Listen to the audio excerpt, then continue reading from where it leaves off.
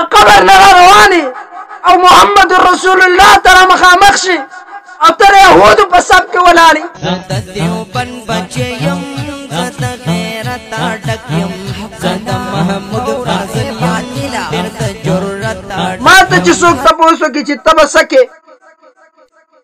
څه کې که ته باچا شوې، زه ورته وایم زه به د مولانا بجلیګر رحمت الله علیه طریقه کوم. پاکستان کې 30 کروڑه عوام دی چې دا 30 کروڑه کې مې 15 کروڑه نه حلال کړي، دا 1 کروڑ د سړي بچي کېږي نه، دا به زه حلالوم نو دا نور به سړي بچي کېږي. نن سبا چې کم بې ادبي راوتله، کومه بې حیایي راوتله مسلمانانو د لاسه، زما ستا د لاسه راوتله، هغه بچه کم بچه چې د قرآن دی، هغه بچه کم بچه چې د سکول دی په دې وخت کې نن په ټیک ټاک باندې، نن په فیسبوک باندې خپل شکل بدلی، نن هغه بچه لغل راځي، رور به شاته ولاړي، ماما به ورسره ناستي، تره به ورسره ناستي، د قرآن حدیث احکام ماتېږي.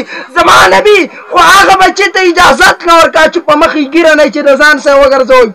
د دین صحابه کرامو خو د دغه بچي نه ځان بچ کاو، نن هغه بچی تاسو راوایستو په ټیک ټاک باندې سملاو، نن هغه بچی په بې ادبۍ په بې حیایۍ سره راځي او په فیسبوک یوټیوب باندې ستا او زما د لاسه ما او تا داسې سړي ته سړی نه مخکې کولی، موږ داسې سړي ته لیب نه ورکولی، نن به ولې زموږ دین دومره ښکته کېدو؟ ولې؟ وجه دا ده مسلمانانو موږ خپل دین پرېښی دی، موږ خپل ځان نه پېژنو په دې وخت کې.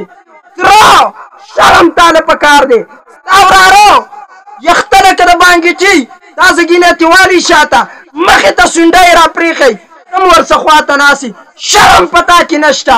ترونه خو هغې ته وي چې د هغه په مخکې به وراره خبرې نه شوی کولی، وراره دا جرأت نه کېده چې د هغه په مخکې د سر نه ټوپۍ لرې کړي وی، وراره جرأت نه کېده چې د هغه په مخکې ټین پیل کړی وی. نن دومره بې حیایي شوه، تره به ناستي، وراره به ځان ته مخې ته ټیک ټاک ګیم لګولی. ملا ته څه حق دی؟ هر شی په مولا منګه پرېښی دی. اور لارانو هم دا شی شروع کړلی، بعضې رونه زه ورته وایم دې رونو ته که ځای نه یې خودکشي وکړه، خودکشي حرامه ده زه منم، لیکن بې غیرته ستا د زندګۍ نه مرګ ښه دی. رور خو به ته په پرده کې ساتې چې ستا د رور په باره کې داسې وختو چې منګه به د رونو په مخ کې سر نشي اوچتولی. پاتې د موبایل خبره، نن بیا رور شاته ناستي، کشر بیا را مخکې کړی څه دپاره؟ بس چې زه پې مشهور شم، په تندر دې ولګي دا شهرت. تاسو د ابن العربي خبره نه ده اورېدلي چې شهرت بلا ده، دا به تا خوري، ختمی دی. او مسلمانانو شهرت بلا ده، ځان دې بچ کوئ. ولې ځان په دې اور کې ور اچوئ؟ امي سړی ستا د شهرت څه سویمه ده؟ قرآن ته راولې را بچی دی چې بچیم یخته په غلطه طریقه کوي، یا خپل شکل په موبایل دا نن سبا نیارکان بدلی. زما نبي وایي من تشبه بقوم فهو منهم، چا چې د چا سره مشابهت وکړو په ورځ د قیامت به ردي ونی. شرم او حیا لاړه. مانګه پښتنو به وي وایي د پخوانه به د پښتنو په علاقه کې د هندو دوکانو د جامو، کله به چې پښتون لاړ خپلې بیبي له به یې جامې راوړي، نو وایي پټې به یې ولا هندو ورکولی چې دا پښتون دی. او نن سبا پښتانو نوم د پښتو وشرمېدو. پښتون یې خو دې ته وایي چې په سر به یې پټکاو، پښتون خو دې ته ویلی کېدو چې کله به د دین بې ادبي چا وکړه نو سر به یې ته هغه زګین ته اچاو. پښتون خو د حیا نوم دی، د غیرت نوم دی، د پردې نوم دی، د اسلام نوم دی.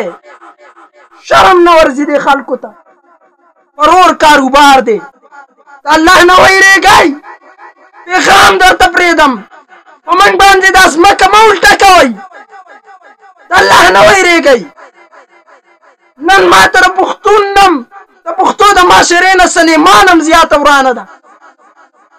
ولې په موږ د الله د سیلو عذابونه راولئ؟ ولې په موږ باندې زلزلې راولئ؟ ولې توفانونه په موږ راولئ؟ الله نه یره وکئ. دومره ګیره به 22 ګیره به او د خپل ښایست دپاره به دغه ګیره په ګیم باندې تصویر بدل کړي، ځان له به مخ صفا کړي، تیرسري به ترې لرې کړي، پرخرونه به ترې لرې کړي، دانې به ترې لرې کړي او ځان به د 2 کالو وړوکی کړي. ته څه وایې چې زه به ځان ماشوم کم، په دې ماشومتوب باندې به ما به څوک ښځه والي؟ والله زه ته صفا خبره کوم. الله دې ښځو له زما په شان زړه ورکړي چې کم سړي ګیره خرولي او ښځه ورسره نکاح کوي، په دې ښځې دې لعنت. دا ښځه هم لعنتي ده. کم سړی چې چرګوټی یې د ځانه جوړ کړی او ښځه ورسره نکاح کوي، دا ښځه بې غیرته لعنتي ده. ولې؟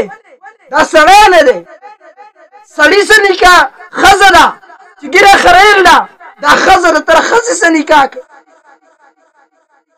موږ خپل حق د څوک څنګه پرېږدو؟